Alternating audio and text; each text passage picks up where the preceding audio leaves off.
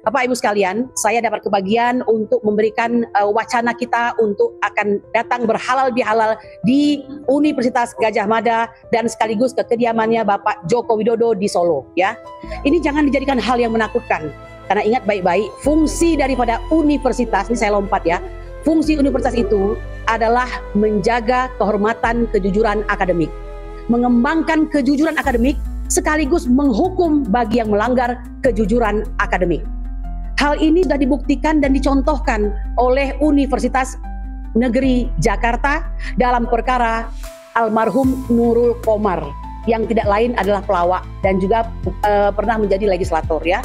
Apa yang dilakukan oleh UNJ? Mereka menyatakan bahwa SKL atau surat keterangan lulus daripada Nurul Komar itu adalah palsu ya, karena mereka tidak pernah mengeluarkan sertifikat S2 dan S3-nya. Nah, dengan demikian Nurul Komar, Bang, batal menjadi rektor ya Universitas ya Muhadi Setiabudi Brebes ya.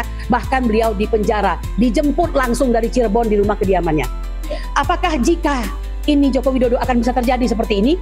Harusnya terjadi. Ya, karena kita semua adalah sama di dalam hukum dan pemerintahan dan wajib menjunjung tinggi hukum dan pemerintahan, tidak ada kecualinya.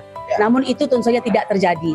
Bahkan kita melihat pihak UGM yang merupakan universitas tertua itu ya, hari ini rusak marwahnya di bawah kepemimpinan Rektor Opa Emilia. Saya berani mengatakan ini ya. Karena apa?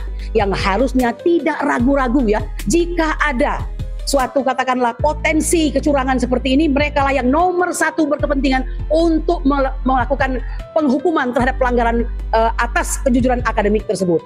Tapi yang kita lihat saling melindungi dan semakin hari semakin buruk. Insya Allah sampai jumpa di tanggal 15 April 2025 di Yogyakarta ya. Dan selanjutnya perjalanan dilanjutkan 16 di Solo di kediaman Bapak Joko Widodo. Kami yakin melihat keramah tamahan Bapak Joko Widodo yang menerima sampai berbes-bes orang, pasti dia akan menerima TPWA dengan ramah dan tangan terbuka. Kita nggak butuh ketupat, yang kita butuhkan tolong Pak tunjukkan saja ijazah aslinya. Demikian. Dalam kesempatan kali ini KNPRI Koalisi Nasional Perempuan Indonesia yang selalu bersuara di setiap ketidakadilan, tentunya masalah ijazah palsu ini adalah salah satu bentuk basic dari ketidakadilan, betul? Yang harus kita usut setuntas-tuntasnya. Dan tanggal 15, 16 besok harus sudah finish. Tidak ada lagi itu bantahan-bantahan dari Jokowi. Kami membuka data bahwa ada 375.000 alumni dari Universitas Gadjah Mada. Dalam kesempatan ini sambil sawalan kami undang untuk bereuni di Fakultas Kehutanan Universitas Gadjah Mada tanggal 15 April 2025. Masa idealisme Anda tidak tercoreng dengan peristiwa ini? Kami yang bukan dari Universitas Gadjah Mada, bahkan ada yang tidak kuliah, merasa bahwa ini adalah presiden buruk untuk Indonesia, betul?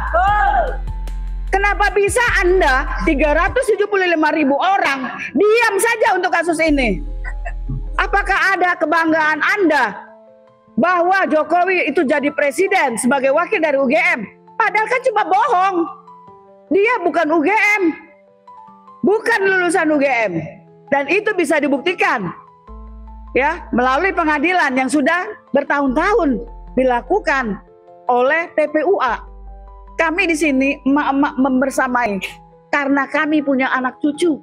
Betapa buruknya negara Indonesia ketika 50 tahun lagi anak cucu kita membuka buku sejarah, ada kasus presiden yaitu ijazahnya palsu.